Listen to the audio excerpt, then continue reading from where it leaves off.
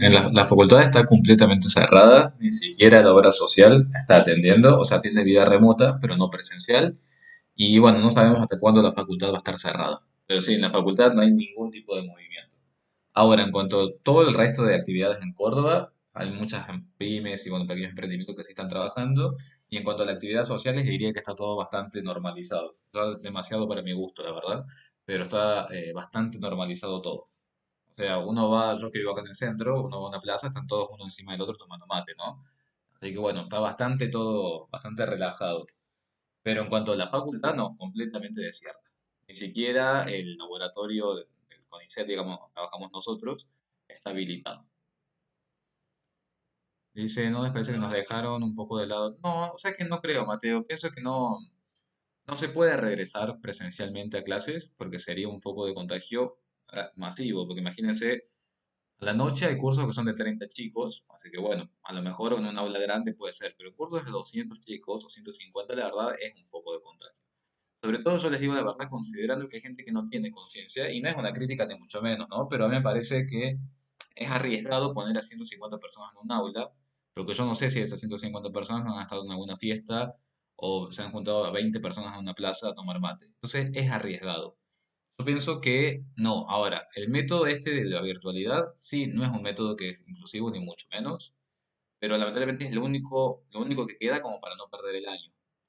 Pero yo pienso que todo lo contrario, al contrario, que eso no les conté, eso no les conté, a partir del 1 de octubre vamos a tener Zoom ilimitado y no se va a cortar más cada 40 minutos. Y eso es algo que firmó el rector de la universidad con Zoom. Entonces, por ejemplo, eso es algo, algo positivo, también para los exámenes. Bueno, eso les quería comentar, no se los había contado. Y Matías dice, claro, uno llega a estar y es complicado. Yo la verdad, a ver, yo el otro día, acá en el centro, yo vivo en pleno centro, se escuchaban los gritos como una fiesta de 20 personas, y me sorprende que en una calle tan transitada como la 27 de abril no haya habido ningún control que vea, porque hay música hasta las 5 de la mañana con una fiesta de 20 personas. Entonces, si alguna de esas personas está cursando en la universidad, resulta que va al curso, que perfectamente puede ser asintomático, y puede contagiar a otra persona, y esa persona puede ver a los padres, contagiar a los padres, y bueno, y así es todo como una cadena. Por supuesto que no podemos vivir todo el tiempo con miedo, ni mucho menos, pero sí con precaución y con conciencia. Y eso es algo que yo no estoy viendo y por eso es que yo veo que hay demasiado relajamiento para mi gusto en cuanto a la parte social, ¿no? Pero bueno, yo pienso que respetando, qué sé yo, todo como corresponde, si uno se quiere juntar con alguien en los días que se pueda, en juntadas normales, 5 personas, 4 personas, todo bien, pero yo le digo, yo tengo amigos que lamentablemente ellos se juntan y se juntan y se ofenden conmigo cuando yo no me quiero juntar con ellos, pero bueno, yo lamentablemente soy un poquito precavido, pero bueno, qué sé yo, es un tema muy delicado. Y bueno, y no quiero meterme en temas polémicos, así que por las dudas, digo eso.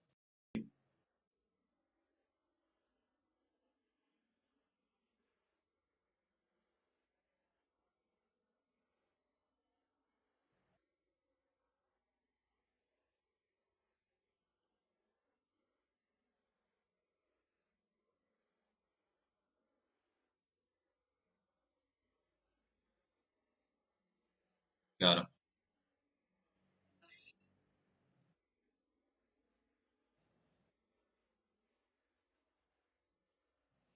claro, tal tal cual, ¿viste? Es increíble. Coincido plenamente con lo que dicen, con lo que dice Joaquín, coincido plenamente. Eh, y justamente ayer, y ya les cuento esto y ya vamos a termo, una compañera de trabajo de que está en San Luis, que ellos, por ejemplo, fíjense, en San Luis, ellos habían regresado a la presencialidad. En San Luis me contaba esta chica que ella ya estaba ayudando a los prácticos de laboratorio allá en la Universidad de allá de San Luis. Y sin embargo, un hecho en una verdulería, gente que no tomó conciencia, empezó a contagiar y tuvieron que volver todo atrás. Imagínense habiendo regresado a la actividad de las universidades, ¿no? Y tuvo que regresar todo atrás. Por eso yo les digo que uno a veces puede llegar a pensar que a nosotros no nos va a pasar nada, porque obviamente somos jóvenes y bueno, podemos tener buenas condiciones de salud, pero me parece que hay que ser a veces un poquito solidario con, sobre todo las personas de más de 50 años. Me parece que ahí habría que tener un poquitín de conciencia y pensar que, bueno, no todos tienen por qué ser jóvenes ni tener buena salud y tienen todo el derecho al mundo. Hay gente que hasta el sobrepeso ya directamente es un factor de riesgo. Las personas con asma ya es un factor de riesgo y entonces se trata de ser un poquito solidario. Pienso que es así. Entonces, bueno. Ahora sí, chicos, regresamos a termodinámica. Acá Brando me pregunta la fórmula empírica de la nicotina. Alejo, ¿vos lo habías resuelto? Te digo eso, C5H7N.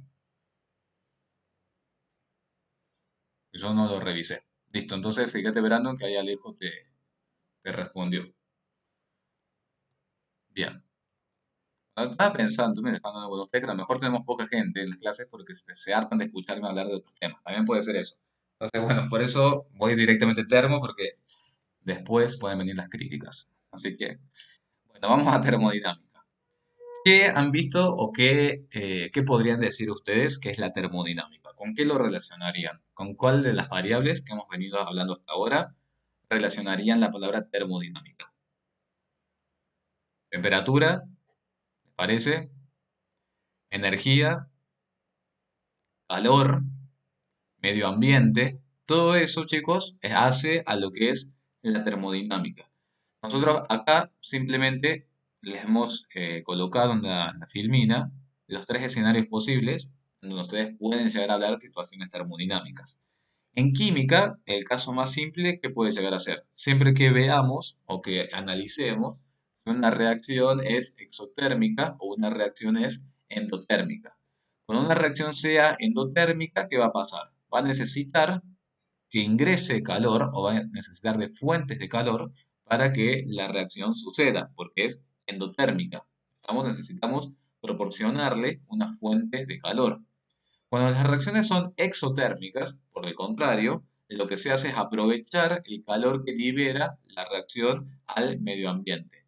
Este es un sistema termodinámico y tenemos que considerar el medio ambiente que rodea al sistema y la transferencia de calor que existe desde el sistema hacia el medio o desde el medio hacia el sistema. Luego tenemos acá, por ejemplo, la construcción de un calorímetro. Nosotros el calorímetro en el práctico laboratorio lo que hubiéramos hecho sería armar un calorímetro para registrar los cambios de temperatura que pueden existir en un determinado sistema.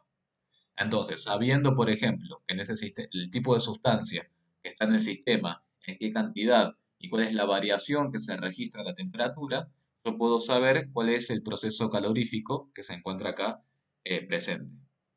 Y por supuesto, como ustedes ya sabrán en química y matemática, absolutamente todos los comportamientos luego se pueden reflejar en una gráfica. Las gráficas siempre describen el comportamiento de todos los sistemas físico-químicos. Acá estamos, por ejemplo, analizando cuál es la variación que existe en cuanto a la energía libre de Gibbs respecto a las coordenadas de reacción, que sería cuánto va avanzando la reacción de reactivos a productos. Ya vamos a ver, que ustedes solo deben haber visto, de todas formas en el teórico, delta G es una magnitud que permite predecir la espontaneidad del proceso químico. A nosotros nos conviene por lo general que siempre sea cómo es el proceso químico. ¿Qué les parece a ustedes? ¿Cómo es recomendable que sea? ¿Espontáneo o no espontáneo? Se los comento porque ya lo he visto en el teórico. ¿Cómo es recomendable que sea un proceso? Un proceso deseado, ¿no? Porque puede haber procesos no deseados. La espontaneidad de los procesos es exactamente eh, lo que uno desea, para no tener que invertir en costos adicionales. Bueno, vamos a ir directamente a ver qué ejercicios podemos hacer acá. Bueno, esta es una introducción teórica también, así que estamos en el ejercicio 1. Pero esta es una introducción teórica en donde podemos ir analizando los diversos cambios de estado que pueden ocurrir a medida que va aumentando la temperatura o el calor. A ver, si yo tengo una sustancia que se encuentra en estado sólido, y yo esa sustancia que se encuentra en estado sólido comienzo a elevar su temperatura. ¿Qué va a pasar cuando yo esté elevando la temperatura? Va a llegar a un determinado punto en el que va a ocurrir un cambio de estado.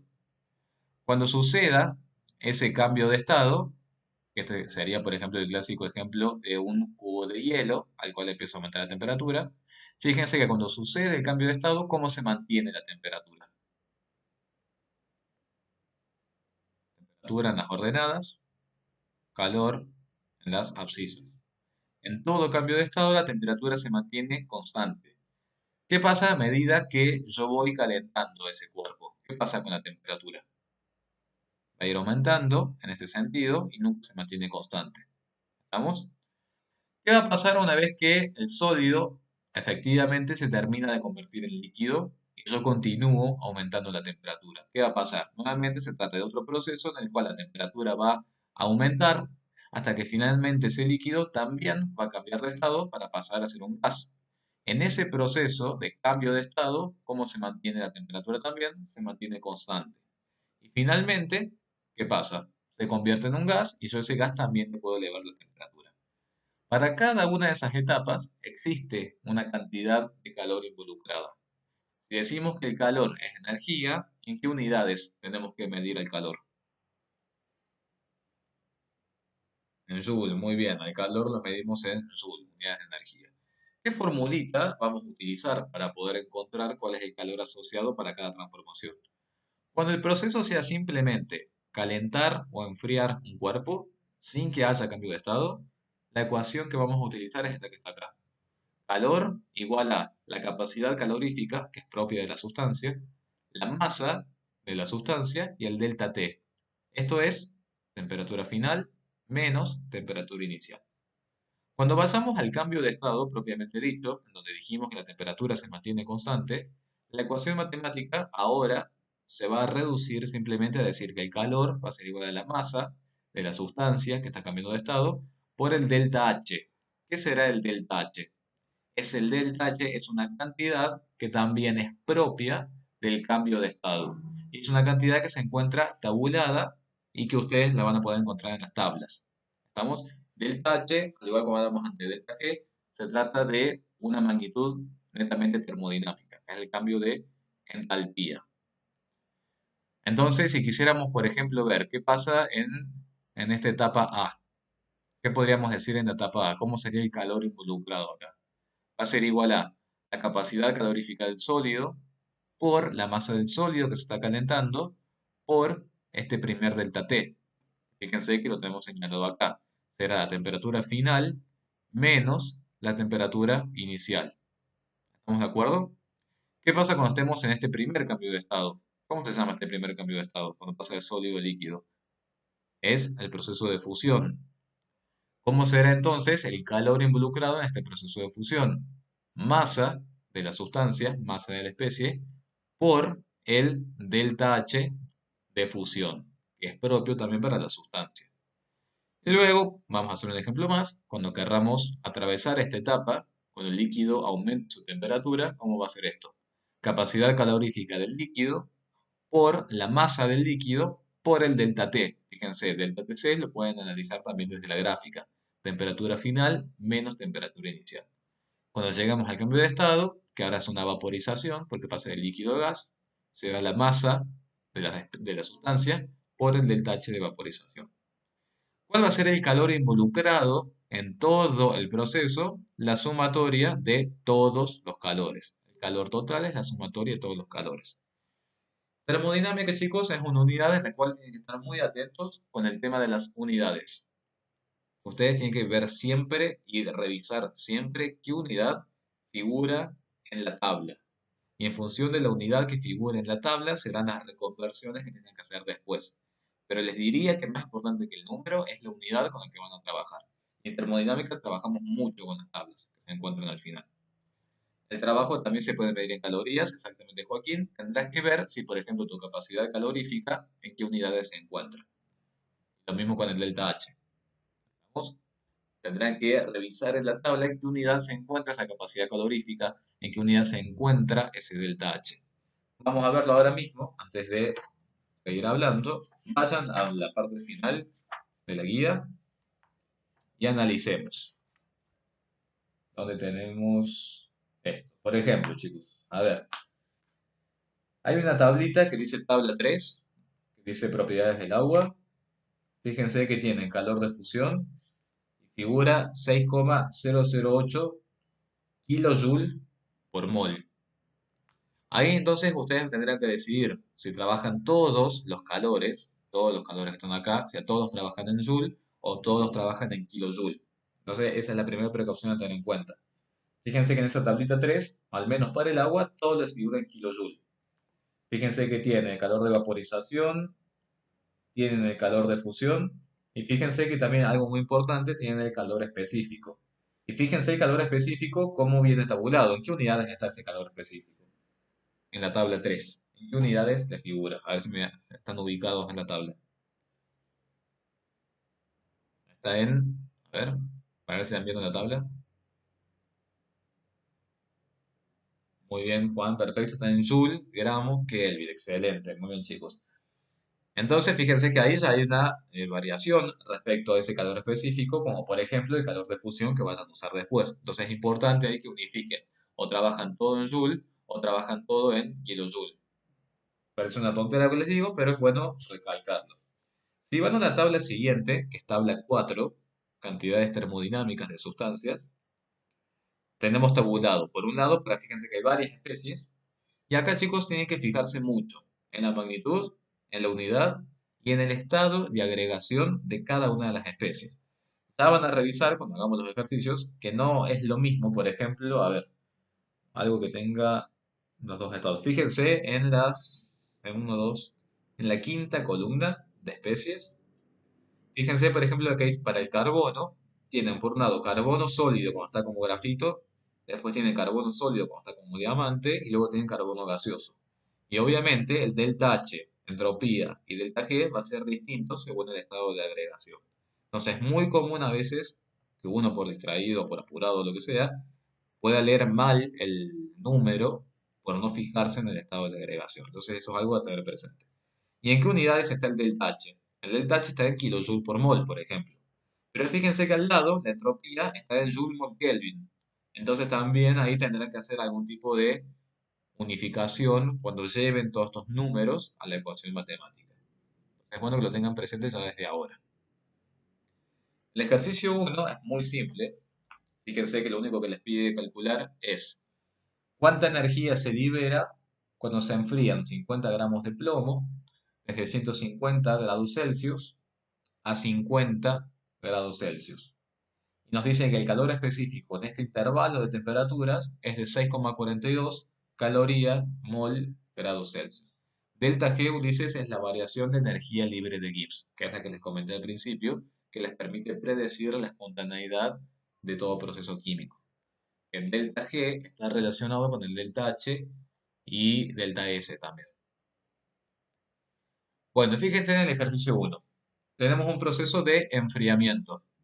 Si es un proceso de enfriamiento, ¿cómo va a ser mi delta T? Fíjense, mi delta T. ¿Cómo va a ser mi delta T si es un proceso de enfriamiento?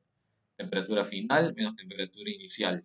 La temperatura final tiene que ser 50 grados, muy bien, perfecto. La temperatura inicial es 150. Por lo tanto, ese delta T es negativo y es igual, como bien decía Matías, es menos 100 grados Celsius. ¿Por qué utilizo esta formulita? Porque es la formulita que se utiliza cuando no hay cambio de estado. Es simplemente un proceso de enfriamiento, de disminución de la temperatura. Calor específico es el dato, que ya lo tengo, calorías mol grados Celsius. La masa del plomo, fíjense que la masa del plomo está en 50 gramos y el delta T son los 50 menos 150 grados Celsius. Brandon, que el calor sea negativo está indicando únicamente que se trata de un proceso que libera calor al medio. Eso se refiere a un Q negativo. Sería como un proceso exotérmico. Eso es calor negativo. Y se da, por ejemplo, en estos casos de los procesos de enfriamiento. Hay una cesión o transferencia de calor desde el cuerpo o el sistema hacia el medio ambiente. Eso es un calor negativo, calor que se expulsa. Entonces, bueno, analicemos un poquito acá el tema de las unidades. Tenemos el calor específico en 6,42 calorías mol grados Celsius. Por otro lado, tenemos los grados Celsius de acá. Quiere decir que grados Celsius con grados Celsius se va a simplificar. ¿En qué unidades me tiene que quedar este resultado? Si estoy calculando calor únicamente. Me podría dar joule, pero en este caso, ¿cuánto me tendría que dar únicamente? Calorías, exactamente, porque estoy calculando únicamente calor. Entonces, si los grados Celsius se van a simplificar con los grados Celsius del delta T, y acá arriba me queda caloría, a este mol, que recuerden que mol a la menos 1 como si estuviera escrito como un denominador, ese mol lo tengo que poder simplificar también. Por lo tanto, y acá tienen que estar atentos a una cosa, esta M, que antes habíamos dicho que era masa, en realidad es la cantidad de materia del cuerpo. En este ejercicio, a esa m me conviene expresarla ¿en qué? ¿En gramos o en moles?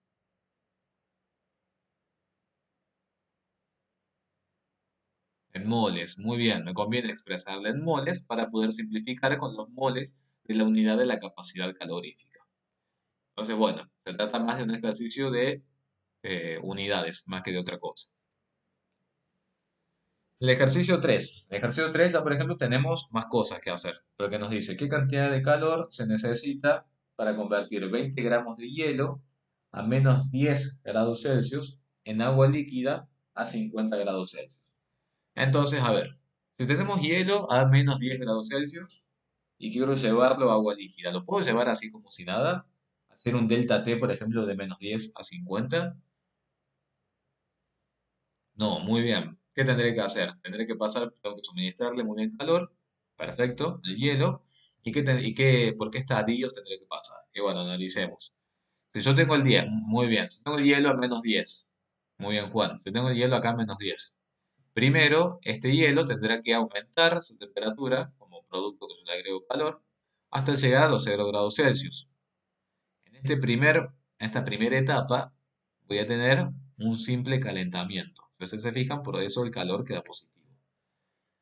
Capacidad calorífica del hielo se encuentra tabulado en tabla. M, cantidad de materia, cuánto estoy calentando de hielo, 20 gramos. Y el delta T, dijimos que nuestra temperatura final menos inicial. Nuestra temperatura final, ¿cuánto es? 0 grados Celsius. Y nuestra temperatura inicial es menos 10. Por eso, acuérdense, 0 menos menos 10. Cuidado ahí con ese pasito matemático. Bueno, y acá fíjense, M, ¿en qué me convino expresarla? Como yo mi capacidad calorífica la tenía en función de Joule, gramos, grados Celsius, me conviene expresar esa masa en gramos, cantidad de materia en gramos. Bueno, recuerden siempre, acá obviamente les va a quedar en Joule el resultado, pero nada más.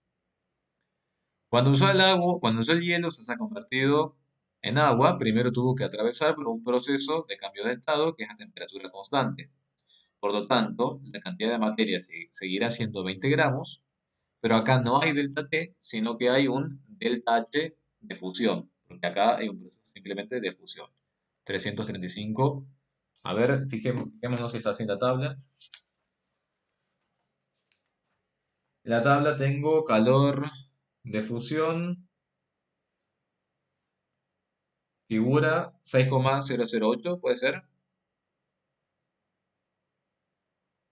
La tabla figura 6,008 kilojoule mol.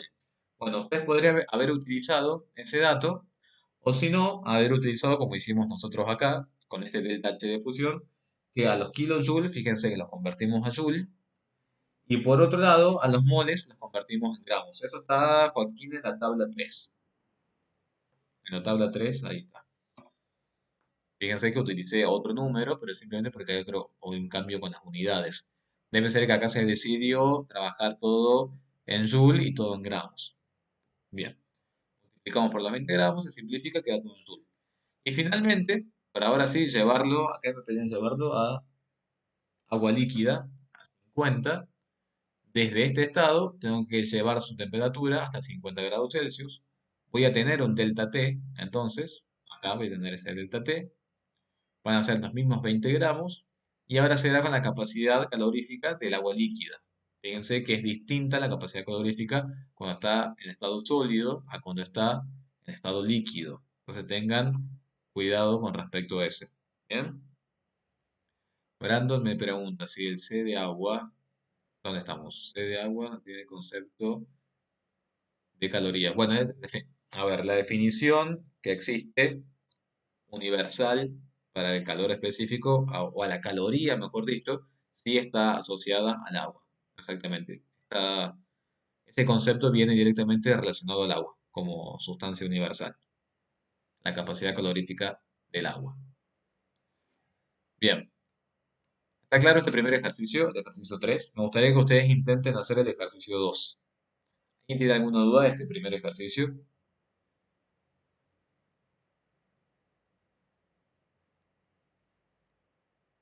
Parece que no. Me pierdo un poco con las tablas. A ver, Joaquín, ¿en qué tabla tenés dudas? Así las vemos. ¿En qué tabla tienen dudas? Josefina.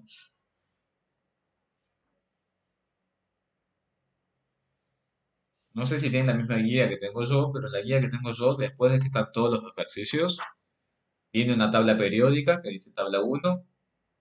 Después van a la tabla 2 que dice valores numéricos, la constante de los gases, con todas las unidades. Y después viene la tabla 3 que dice propiedades del agua. En esa tabla 3 pueden utilizar varios de los datos para poder resolver estos ejercicios, teniendo en cuenta el tema de las unidades. A ver, es lo que yo les comenté. El delta H de fusión que tienen acá escrito en el ejercicio 3, que es 3735 joule por gramo, no lo encuentran en la tabla, pero porque en la tabla el calor de fusión que les aparece, o delta H de fusión, es 6,008 kilojoule por mol.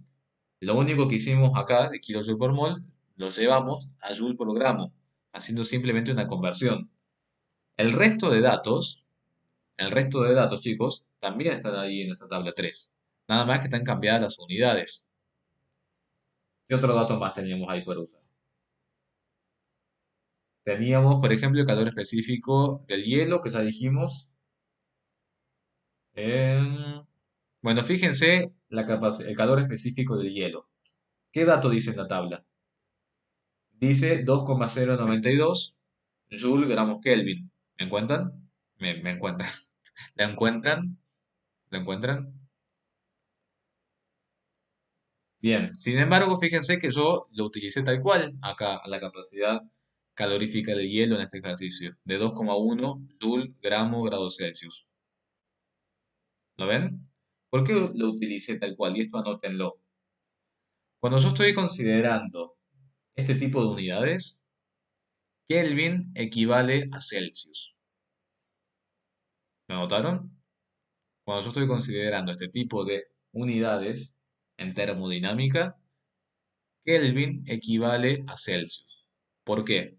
¿Cuántas divisiones existen en la escala centígrada cuando se definieron las escalas termométricas? Muy bien, existen 100 divisiones entre el punto menor y el punto mayor. ¿Cuántas divisiones existen en la escala de Kelvin cuando se definieron las escalas termométricas? 100, de 273 hasta 373. Entonces, si yo estoy considerando saltos de temperatura, si estoy considerando delta T, equivale, si estamos trabajando para las dos escalas en 100 y en 100, cuando yo considere delta t en las dos escalas, se considera que es el mismo salto. ¿Bien? Porque si yo tengo una escala con 100 unidades y otra escala con 100 unidades, el salto que yo haga en las dos escalas es equivalente entre sí. Los números son distintos, obviamente, pero el delta t es el mismo. ¿Por qué el delta t va a ser el mismo? Porque la temperatura final y la temperatura inicial, la diferencia que existe entre ellas, va a ser igual. Por eso los delta T en Celsius y en Kelvin se consideran iguales. Y en termodinámica, como hablamos siempre de delta T, es indistinto poner Joule gramo Kelvin o Joule gramo grado Celsius. ¿Estamos? ¿Se entendió ahí? En Fahrenheit no he visto ejercicio, pero sí podría ser también. Pero no he visto ejercicio, Juan, en grados Fahrenheit. Y ya, por ejemplo, no puedo considerar esto que les estoy diciendo. Solo en Celsius y en Kelvin. Exacto. Ulises, tengo una duda. Para el ejercicio uno dice 207. Ah, mira, tienen distintos. ¿Cómo les hice el ejercicio uno? ¿Empieza con cuánta energía se libera del plomo o nada que ver? Porque a lo mejor está dando otro ejercicio. ¿Cómo comienza su ejercicio uno? Claro, si fuera grado Fahrenheit, pasan ambas unidades a Celsius y Kelvin. Yo tengo del plomo. Claro, yo también tengo el ejercicio uno del plomo. Exacto. Yo tengo el ejercicio uno del plomo y tengo 50 gramos de plomo. Ah, vos dices, o me estás hablando, sí, o me estás hablando de otra cosa. Porque estoy viendo que me estás diciendo un dato de una masa molar.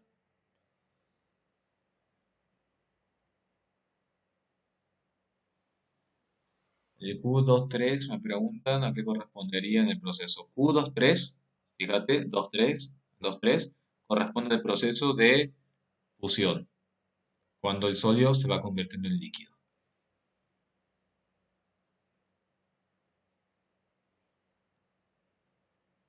Quiero que hagan el ejercicio 2. Ah, Ulises, me decís esto. Acá simplemente lo que yo hice es a los 50 gramos que yo tenía, exactamente, Josefina. Muchas gracias. A los 50 gramos los convertimos a moles para poder simplificar con esos moles. Es por eso. Gracias, chicos. Por ahí se me van las preguntas del chat, así que les agradezco mucho a los que se van respondiendo entre ustedes. Porque me parece que se me quedó otra duda arriba que no la respondí. Estoy tratando de buscarla. ¿Alguien me había preguntado algo del calor o no? Acá. Juan me había preguntado el Q1 o 2. El Q1-2, como es un proceso de calentamiento, nada más, va de 1 hasta 2, y entonces tenés un calor específico del hielo. Eso quiere decir. Y este 2,1 es el calor específico del hielo que está en la tabla. Exacto. Creo que esa era la única duda que se me había pasado. Bien, y después finalmente, fíjense, es el calor cuando vamos del sólido, cuando el líquido le aumenta la temperatura, y fíjense que el delta T, temperatura final, la temperatura inicial, también nuevamente delta T positivo. Grados Celsius se simplificará con grados Celsius. Gramos se va a simplificar con gramos. Resultado en Joule. Sumatoria de todos los calores será igual al calor total involucrado en el proceso. Y fíjense que acá, si bien yo sume todo en Joule, al resultado final lo terminé expresando en kilojoule. Eso como ustedes quieran. A no ser que el ejercicio les recalque algo extra, eso sería todo. ¿Estamos hasta ahí, chicos? Con eso.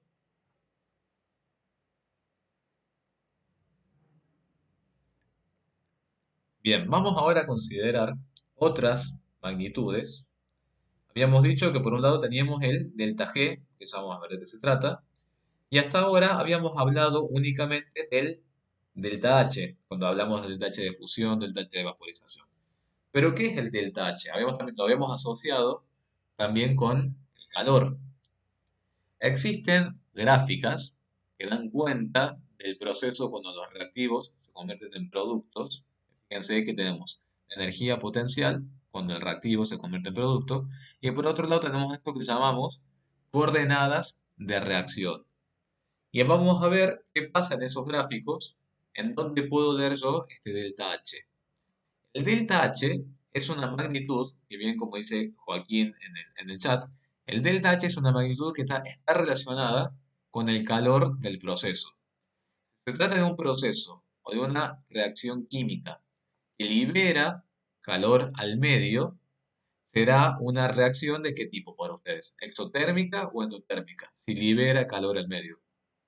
Será una reacción exotérmica, exactamente. Para las reacciones exotérmicas, el delta H se va a considerar negativo. ¿Bien? Analicémoslo desde el punto de vista de las gráficas.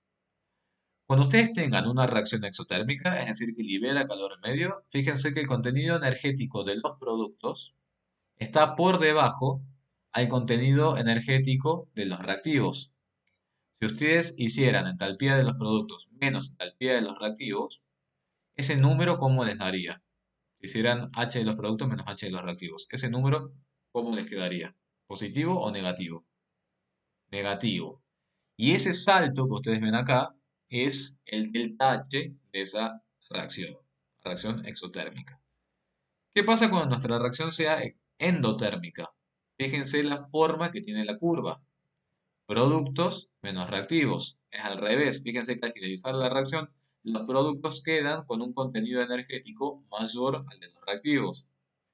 Por lo tanto, si ustedes hicieran la diferencia de productos menos reactivos, esa cantidad les va a quedar positiva, lo cual les está diciendo que se trata de una reacción endotérmica.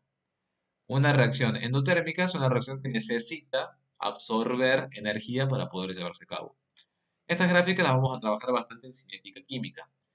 Toda esta energía que el reactivo tiene que vencer para finalmente poder convertirse en producto recibe el nombre de energía de activación, que a lo mejor lo pueden haber visto, y lo mismo pasa en toda gráfica. Todo el contenido energético que hay que vencer para llegar a los productos recibe el nombre de energía de activación. Lo que se hace usualmente en química y en ingeniería es tratar de disminuir esta brecha, esta energía de activación. Si yo disminuyo la energía de activación, lo que voy a hacer es que pueda llevarse a cabo la reacción química y sin que haya una barrera tan grande energética como para poder comenzar. Y esa función la cumplen los catalizadores. Los catalizadores disminuyen la energía de activación. Delta H, si ustedes vamos a ir nuevamente a la tabla, vamos a ir nuevamente a la tabla. Delta H ustedes lo van a encontrar tabulado para cada sustancia. Y van a ver que existen algunas sustancias en particular, como ser el oxígeno gaseoso o como ser el hidrógeno gaseoso, que tienen un valor de delta H de 0 kJ mol. ¿Por qué se le asigna 0 kJ mol tanto al hidrógeno como al oxígeno gaseoso, por ejemplo? Porque se trata de las formas alotrópicas más estables de sustancias elementales como el de hidrógeno o el oxígeno. Entonces, para estas sustancias se define que su delta H de formación es 0 kJ por mol. Si consideramos, por ejemplo, la formación de agua gaseosa, fíjense a partir de hidrógeno y a partir de oxígeno. Fíjense cómo tendríamos que hacer ese cálculo para ver cuánto me va a costar formar esa agua gaseosa que yo tengo ahí. Si buscan el agua en la tabla, busquen el delta H de formación que existe para el agua. ¿Alguien lo puede ubicar? Creo que está, a ver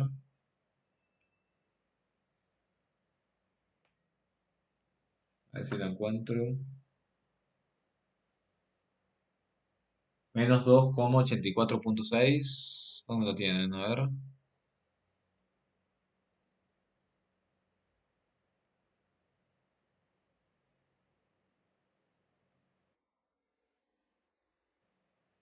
Perfecto, muchas gracias. Sí, muchas gracias. Fíjense que lo que les quería decir era eso. Eh, ¿Cuántos tipos de aguas tenemos ahí en la tabla? Figura una entalpía para agua en estado líquido, muy bien, y también figura un delta H para agua gaseosa. Yo acá en este ejercicio en particular, si ustedes se fijan en la reacción, que tenemos hidrógeno más oxígeno, ¿qué tipo de agua estoy formando? ¿Estoy formando agua líquida o vapor de agua? Estoy buscando formar en realidad vapor de agua.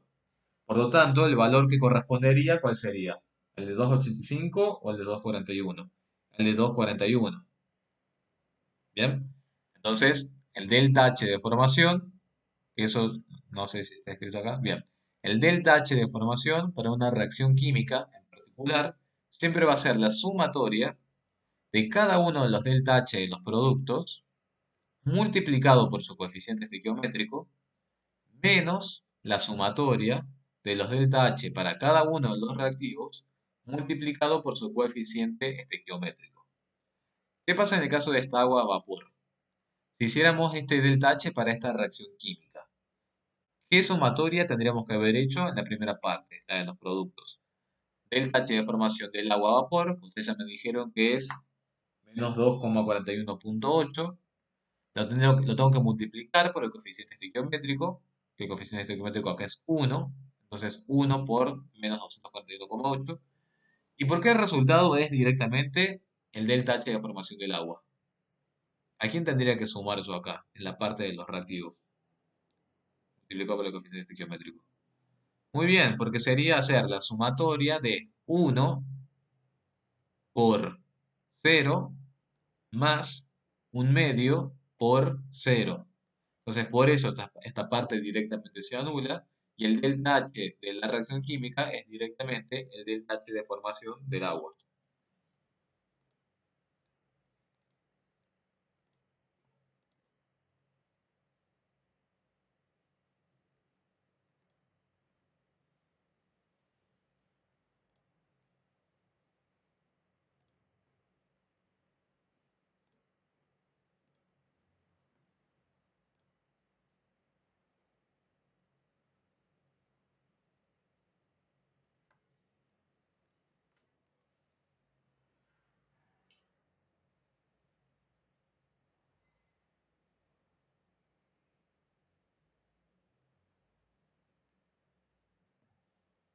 Bueno, entonces, en una reacción química, ¿cómo es el delta H? Es sumatoria de los productos menos sumatoria de los reactivos. ¿Y qué tengo que considerar siempre ahí? cuando haga esas sumatorias, esas sumas. ¿A quién tengo que considerar siempre de la reacción química?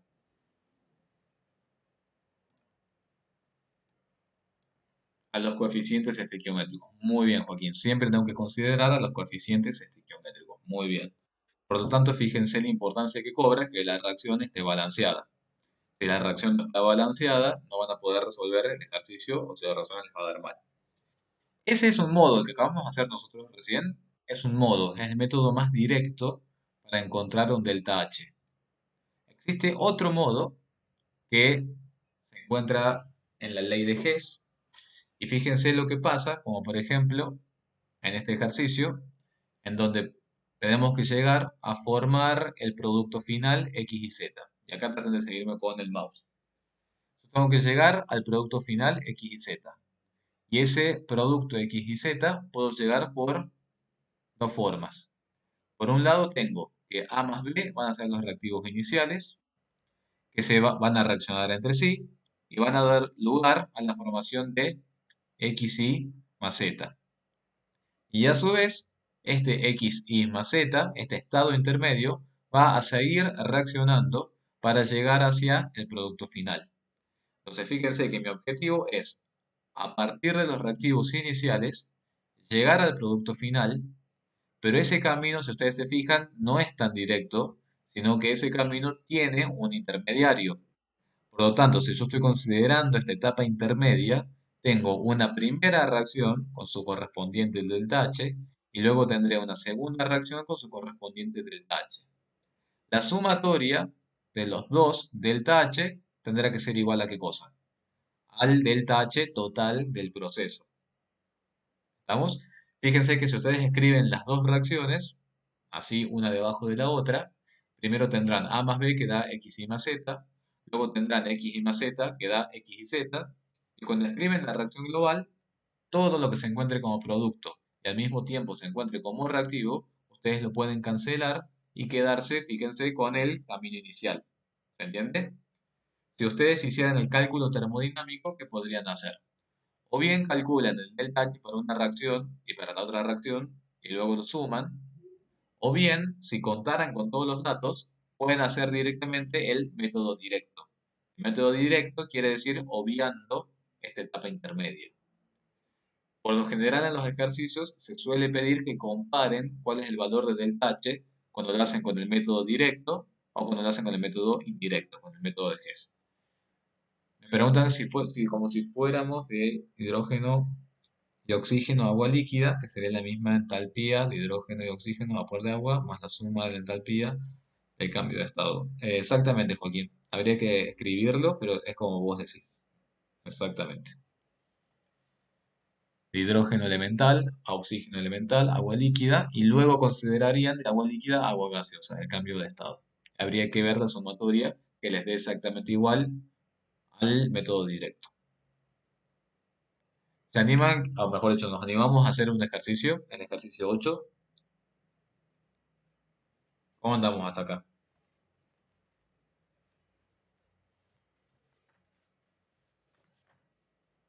El ejercicio 8 es interesante. ¿Cómo estamos hasta acá? ¿Han prendido fuego ya? ¿Cómo estamos con termo? ¿Están bien? ¿Alguna duda hasta acá? ¿Hasta dónde llegaron en la parte teórica? ¿Cinética o se quedaron en termo? ¿En qué andan? Ah, hasta el ley de Hess, justo entonces. ¿Van siguiendo los teóricos? ¿Van desgrabando las clases? Espero que sí.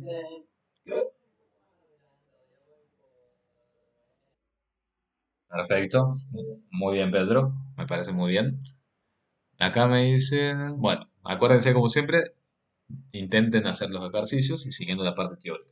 Vamos a hacer el ejercicio 8. Lo que les dije recién simplemente era eh, eran conceptos teóricos. Vamos a ir directamente al ejercicio 8. Fíjense lo que dice el ejercicio. Calcular el calor de reacción en el proceso que tenemos una reacción que es óxido de zinc más monóxido de carbono, que da zinc gaseoso y da dióxido de carbono. Y nos piden saber si la reacción es exotérmica o endotérmica. Bueno, acá el ejercicio no lo indica, así como debería indicarlo, pero ustedes tienen que llegar a esa reacción global que tienen escrita, que fíjense que eso se les escribí acá de nuevo, que es el óxido de zinc más el monóxido de carbono, más el zinc que da zinc gaseoso y dióxido de carbono gaseoso. Ustedes tienen que tratar de llegar a esta reacción química a partir de la formación neta del óxido de zinc, a partir de la combustión del monóxido de carbono y a partir de la formación de zinc gaseoso. Ustedes tienen que agrupar todos estos procesos para finalmente llegar a dar su reacción global. ¿Cómo se dan cuenta de eso? No es que lo tienen que adivinar. ¿Cómo se dan cuenta? Fíjense qué datos tienen ustedes en, ahí debajo del ejercicio. ¿Qué datos tienen ustedes ahí del ejercicio? Por un lado tienen, a ver si me van siguiendo, delta HF de SNO. ¿Qué significa eso? Ahí lo puede ver. Datos. Ese primer dato, vayan anotando, es el delta H de formación del óxido de zinc. Entonces, anoten, si a ustedes el ejercicio les da como dato el delta H de formación del óxido de zinc, quiere decir que la primera reacción que van a tener que escribir es la formación del óxido de zinc. ¿Estamos hasta acá? ¿Cuál es el próximo dato? Delta H de combustión del monóxido de carbono. Si a ustedes el ejercicio les está dando como dato el delta H de combustión del monóxido de carbono, quiere decir, anoten, que van a tener que escribir la combustión del monóxido de carbono. ¿Y cuál es el tercer dato que figura en el ejercicio?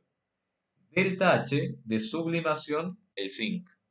Si a ustedes el ejercicio les da el delta H de sublimación del zinc, quiere decir que tienen que escribir la sublimación del zinc. Entonces, empecemos a escribir las reacciones. Primera reacción dijimos que era delta H de formación del óxido de zinc. El óxido de zinc, cuando hablemos de delta H de formación, lo tenemos que formar a partir de cada uno de sus elementos. El óxido de zinc y tiene oxígeno.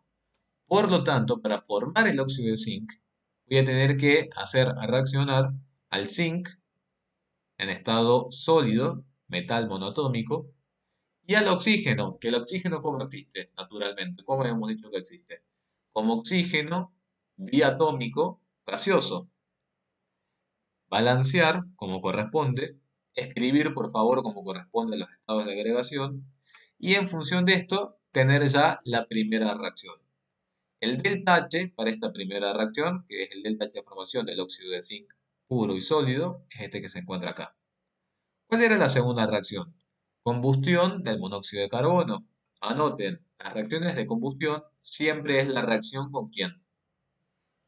Las reacciones de combustión siempre se tratan de la reacción con quién, de la reacción de la especie con el oxígeno.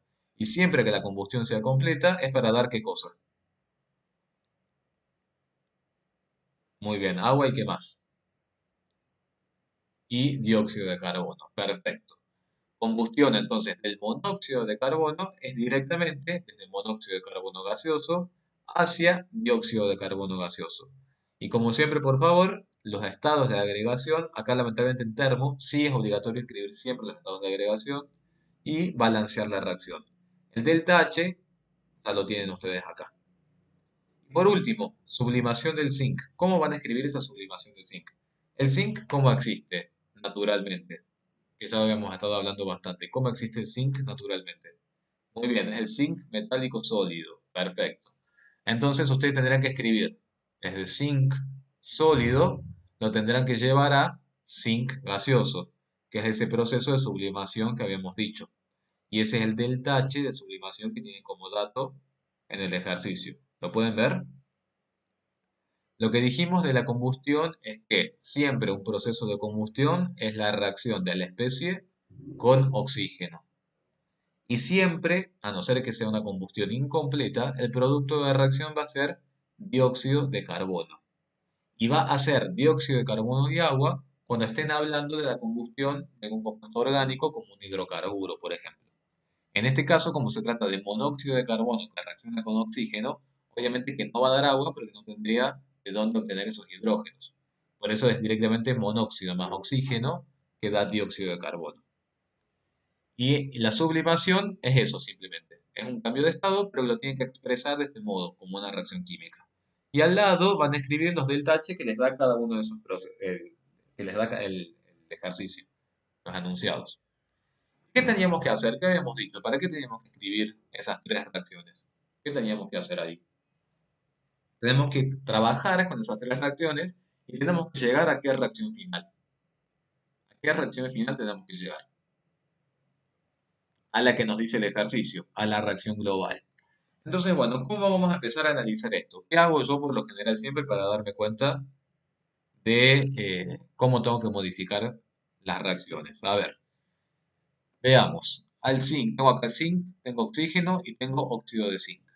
El óxido de zinc, vamos a empezar con la primera reacción. El óxido de zinc en la reacción global, ¿está como reactivo o está como producto? En la reacción global. Muy bien, en la reacción global el óxido de zinc está como reactivo. Por lo tanto, la primera modificación que yo puedo hacer es a esta misma reacción invertirla y escribirla al revés. Escribir óxido de zinc que se descompone en zinc y en oxígeno gaseoso. Fíjense una cosa, si yo invertí la reacción química, ¿qué va a pasar con el delta H de formación? ¿Qué va a pasar con este dato? Si acá está menos 83, al invertir la reacción, ¿qué va a pasar con ese signo? Muy bien, va a cambiar el signo, exactamente. Si acá era menos 83, cuando ustedes inviertan la reacción, les va a quedar más 83. ¿Estamos? Esa es la única modificación que por el momento se podría hacer con la primera reacción y nada más. Sigamos con la segunda reacción, que es la combustión del monóxido de carbono. Yo acá les pregunto, ¿el monóxido de carbono en mi reacción global está como reactivo o está como producto?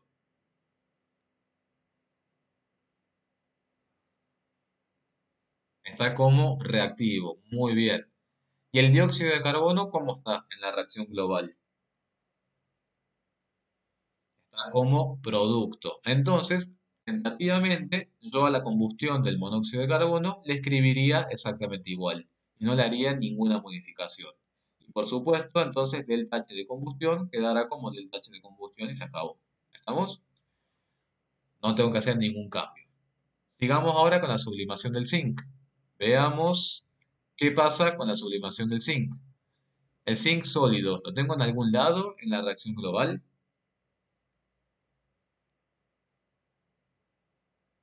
El zinc sólido, fíjense que no lo tengo en la reacción global. Entonces, eso a mí me está dando la pauta de que el zinc sólido, cuando yo haga todos estos cambios, el zinc sólido de algún modo se tiene que ir. De algún modo lo tengo que poder cancelar. ¿A quién sí tengo yo en mi reacción global? Al zinc gaseoso, muy bien. Y el zinc gaseoso yo lo tengo como producto acá en esta sublimación y también lo tengo como producto en la reacción global. Entonces, tentativamente, a esta reacción también la voy a escribir igual. Recuerden que si le escribo igual, el dato, el delta H, va a quedar, no sé por qué se me cambia de página, el delta H va a quedar también exactamente igual.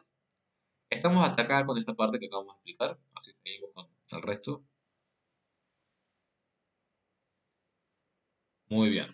Una vez que ya reescribimos, una vez que ya reescribimos las reacciones, tenemos que empezar a hacer cambios. Recuerden que el objetivo es llegar a la reacción global. Entonces, analicemos. Lo primero que tienen que hacer, chicos, es ver qué sustancia está como reactivo y qué sustancia está como producto al mismo tiempo, para ver si ya pueden hacer cancelaciones. Acá yo, por ejemplo, que vi que tengo zinc sólido como producto y a su vez tengo zinc sólido como reactivo. Entonces, zinc sólido como producto y zinc sólido como reactivo, ¿qué puedo hacer?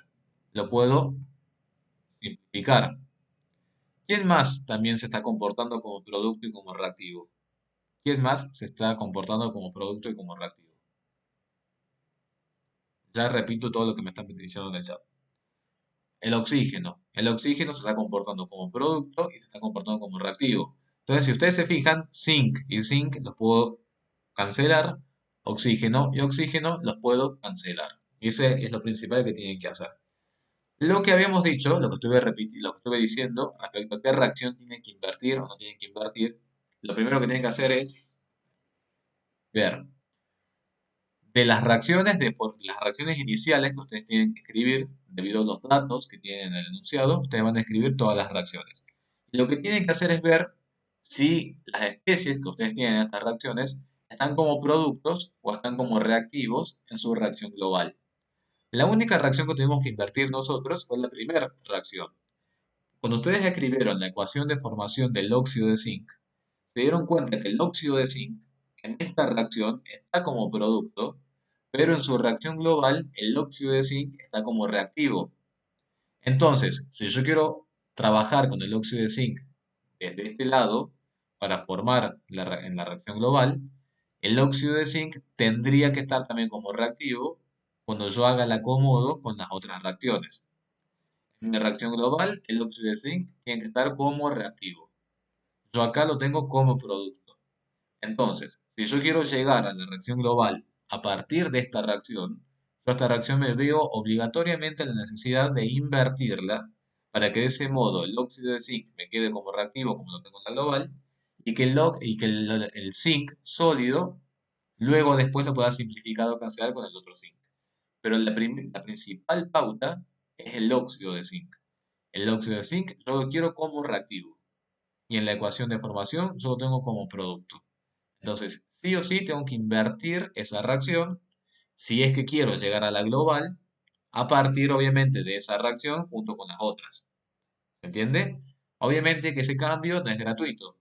Al delta H de mi reacción original, si es menos 83, cuando yo invierta la reacción, menos 83 va a pasar a convertirse en más 83. Y esto tiene lógica, porque a ver, este delta H no se olviden de qué es este delta H. Eso es lo que les quiero explicar para que no lo vean únicamente matemáticamente. ¿Este delta H qué es? Es un delta H de formación del óxido de zinc. ¿Lo pueden ver? Es un delta H de formación del óxido de zinc. Esta formación del óxido de zinc, ¿será un proceso exotérmico o endotérmico?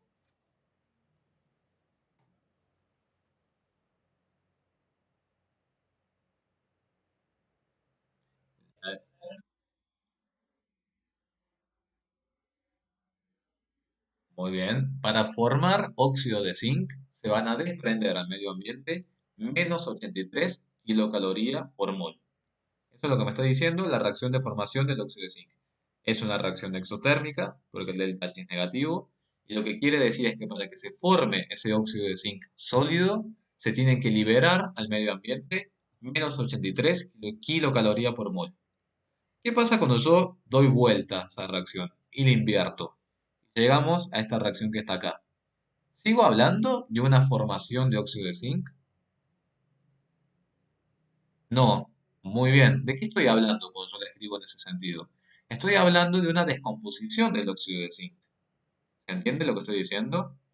Entonces, si decimos que para la formación se libera calor, para la descomposición, ¿se podrá liberar calor también?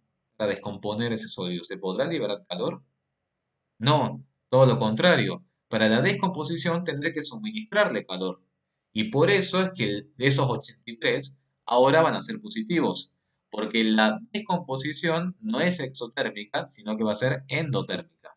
De ese modo tienen que pensar. No quiero que se queden únicamente invierto y cambio el signo porque lo invierto matemáticamente. No, tiene un significado. Acá estamos hablando de una formación, se libera calor. Cuando yo invierto la reacción, ya no va a ser más una formación, sino que es una descomposición. Para descomponer una sustancia tengo que suministrar calor. Si suministro calor, se trata de un proceso endotérmico y por eso el delta H es positivo. ¿Está claro?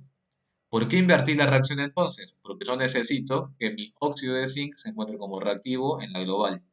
Y yo al óxido de zinc lo tengo como reactivo en la reacción de descomposición y no en la reacción de formación. Por eso invertir la reacción. ¿Está claro? Excelente, chicos. Muy bien.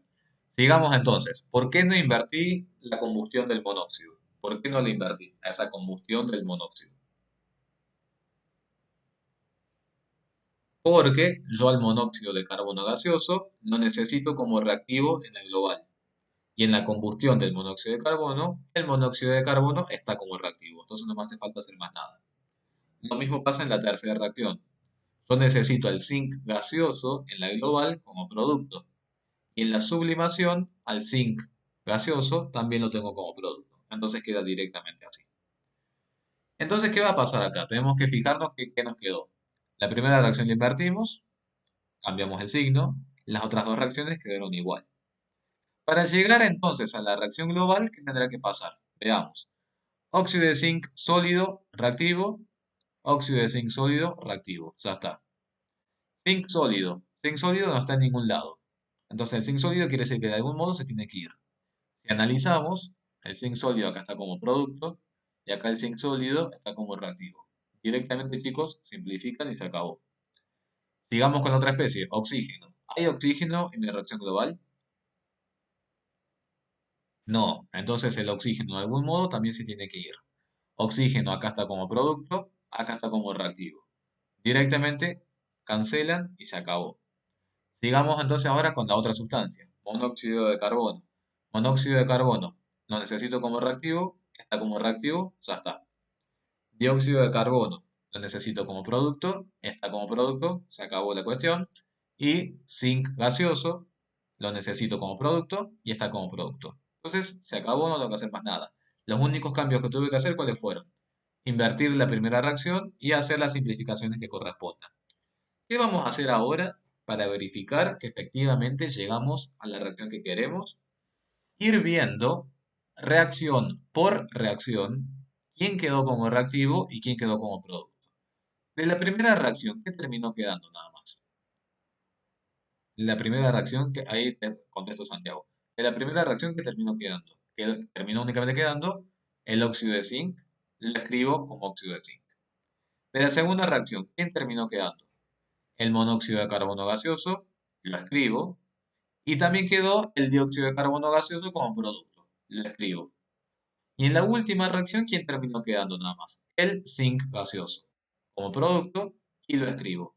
Entonces, si ustedes se fijan, traduciendo todo lo que dice acá, me permitió llegar finalmente a la reacción que yo quería. Entonces, eso sería todo. Acá me dice Santiago si en la práctica eh, tachar o cancelar esas especies significa no ponerlos. En realidad significa, Santiago, que lo que vos obtengas de una reacción, automáticamente lo vas a aprovechar para hacer la segunda reacción. Entonces, todo lo que vos obtuviste como producto en una etapa de reacción va a ser reactivo en otra etapa de reacción. Entonces, si lo que se produce después se consume, el resultado final no va a contemplar la presencia de esa especie, porque así como se produjo en una etapa, se consumió en la otra etapa. Entonces está presente. Se trata de un circuito de reacciones en donde algunas especies pueden ser productos y a su vez pueden ser reactivos. Como se producen y se descomponen al mismo tiempo, no están en el resultado global. Eso sería cuando estén en la práctica haciendo alguna reacción, que vamos a hacer ejercicios de ese tipo. Bien, entonces, el ejercicio, fíjense que cuál era. Calcular el calor de reacción en todo este proceso. ¿Cuál será entonces el calor de reacción de todo este proceso? La sumatoria de todos los calores individuales. ¿A quién tendré que sumar? Primero al delta H de formación del óxido de zinc, negativo, ¿bien? Porque sería menos menos, que da el más, ¿me siguen? Luego sería el delta H de combustión. Acá, si no lo quieren escribir así, podrían escribir delta H de descomposición del óxido de zinc, lo escriben positivo. O si no, menos delta H de formación, que ya saben que es el positivo. Delta H de combustión, menos 68, menos 68. Delta H de sublimación, 32 y 32. Suman las cantidades y el resultado les dice que para que se dé este proceso o esta reacción química, se necesitan 47 kilocalorías. El proceso global, el proceso neto global, ¿resultó ser endotérmico o exotérmico? El proceso neto global. El proceso neto global resultó ser endotérmico. por más de que en el medio haya etapas que son exotérmicas. El proceso global resultó ser endotérmico. Quiere decir que para producir zinc gaseoso necesitarán suministrar calor o necesitarán liberar calor para producir zinc gaseoso, que sería esto que está acá. Muy bien, necesitarán suministrar calor. ¿Y a ustedes les parece que es lógico eso? Sí, muy bien, perfecto. ¿En dónde han visto un metal en estado gaseoso, no? Si no es suministrándole calor. Entonces, eso es algo que pueden utilizar bastante para ver si los ejercicios les dan bien o les dan mal. Qué sé yo, a ver, si les hubiera dado negativo, y bueno, usted tiene que haber sospechado. No, si tienen un zinc gaseoso, y es muy raro que el zinc gaseoso se forme a partir de la liberación de calor, porque ustedes saben que los metales existen en estado sólido. Me pregunta Victoria, ¿por qué se pone el menos? Claro, acá escribimos el menos, porque si vos ves, Victoria, el delta H de formación del óxido de zinc es este que está escrito acá. Son los menos 83. Como vos invertiste la reacción, y acá estás considerando positivo, porque invertiste la reacción, acá sería el menos delta H de formación. El menos delta H de formación es menos, menos, pero eso te queda el más. O si no, lo que pueden hacer, como ustedes saben que dieron vuelta a la reacción, y eso se transformó en una descomposición, podrían escribir directamente delta H de descomposición del óxido de zinc. Si lo escribís a partir del dato inicial y original, tenés que escribir el menos. Porque si no escribieras el menos, ¿qué estarías diciendo acá? Si no escribieras ese menos. Estarías diciendo menos 83, que es el dato inicial. ¿Se dan cuenta? Es un temita de los signos, por eso quiero que me digan si no se dan cuenta. Y si no, chicos, no hay ningún problema. O sea, esto está escrito porque, bueno, porque escribí todo. Pero si ustedes escriben todo esto y después hacen directamente la suma, ya está. Acuérdense que hagan la suma con estos valores y se acabó. Bien. ¿Y qué más pedía el ejercicio acá? Porque este sigue siendo el ejercicio 8. Estamos hasta acá, ahora lo vamos a resolver de modo directo. Acá llegamos a trabajar con calorías. Vamos a resolver de modo directo. ¿Cómo sería encontrar el delta H de esta reacción del modo directo? ¿Cómo sería eso? Sería sin considerar todas estas etapas intermedias y directamente calculando el delta H con la reacción global. ¿Cómo sería calcular el delta H con la reacción global?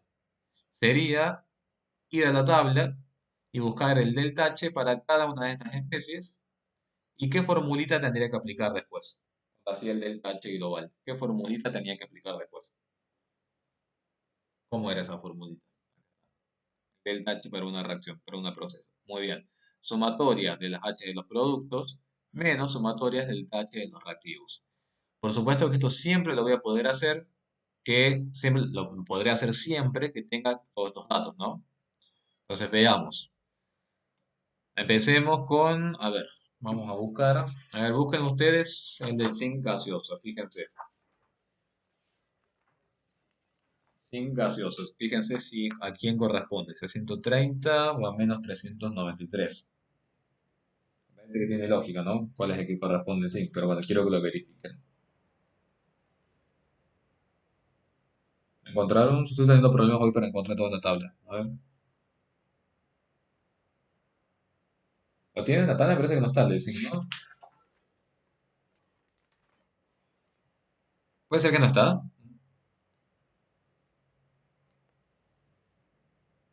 No, parece bueno, entonces que no está. Busquen en el dióxido de carbono. Busquen el dióxido de carbono.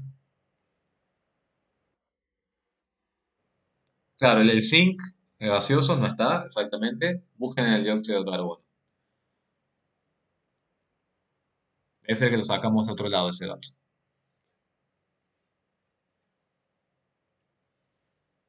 ¿Cuánto les da el dióxido de carbono? Ese sí está. Muy bien, perfecto. Menos 393,5. Muy bien.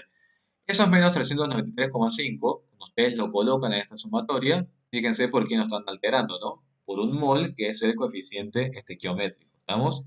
Bueno, y estos 130, que le corresponden en realidad al zinc gaseoso, debe ser que lo sacamos de algún otro lado, de alguna otra tabla termodinámica. Pero bueno, ustedes no se preocupen que eso no va a pasar en el parcial. En el parcial, ustedes van a tener los datos de todas las especies. Pero bueno, de todas formas, supongamos que no hubiéramos sabido acá quién le pertenecía a quién, había una forma fácil de ver esto, ¿no?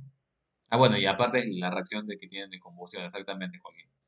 Es el dato ese que lo calculamos.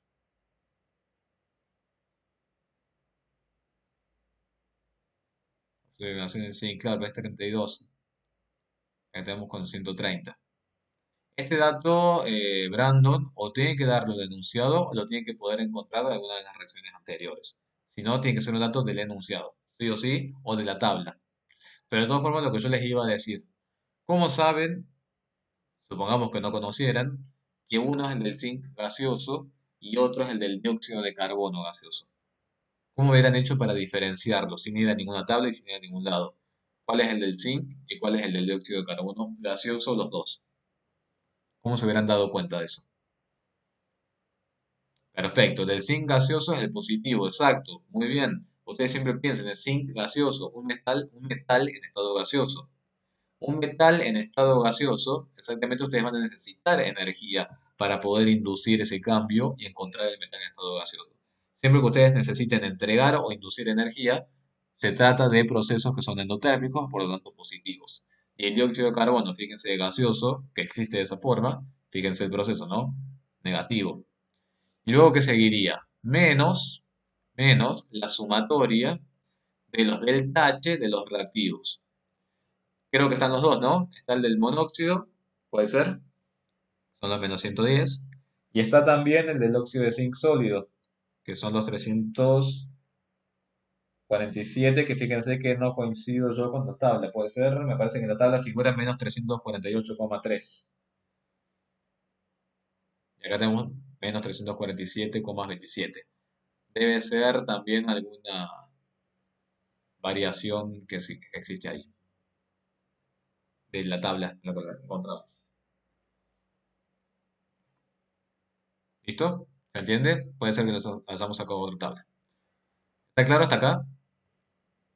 ¿En qué unidades estaban todos los datos que sacamos de la tabla?